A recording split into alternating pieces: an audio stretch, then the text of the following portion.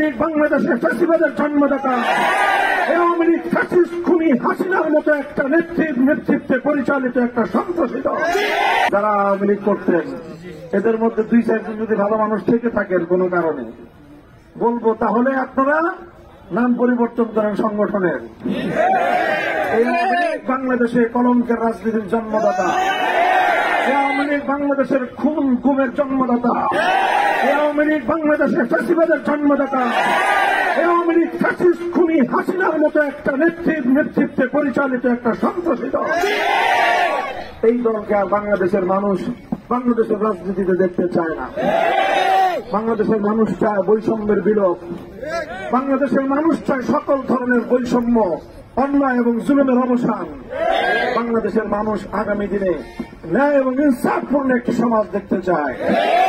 আপনারা চান তো? ইনশাআল্লাহ বৈষম্য বিরোধী আন্দোলনের নেতৃবৃন্দ ছাত্ররা যেভাবে তারা একটি নতুন বাংলাদেশ গড়ার জন্য তারা দৃপ্ত কদমে এগিয়ে চলেছে, বাংলাদেশ খেলাফত মজলিস, যুব মজলিস, ছাত্র মজলিস এবং ভক্তিপতি অন্যান্য সংগঠনগুলো, হেফাজতে ইসলাম সহ এদেশের আলেম সমাজ, ধর্মপ্রাণ মুসলমানরা নতুন বাংলাদেশ গড়ার প্রত্যয়ে ইনশাআল্লাহ গোটা বাংলাদেশে আমাদের এই সংগ্রাম অব্যাহত থাকবে। আগামী দিন বৈষম্য বিরোধী ছাত্র আন্দোলনের পক্ষ থেকে যে শহীদি মার্চের কর্মসূচি ঘোষণা করা হয়েছে, আমরা তার সঙ্গে সংহতি প্রকাশ করছি। এই শাহাদাতের রক্তকে বৃথা যেতে দেওয়া যাবে না।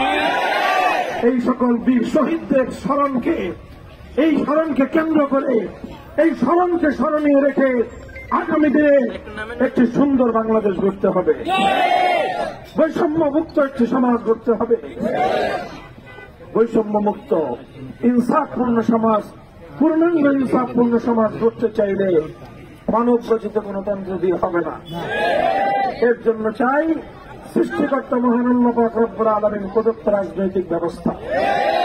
আল্লাহ প্রদত্ত রাজনৈতিক ব্যবস্থার নাম হল খেলাফতের রাজনীতি।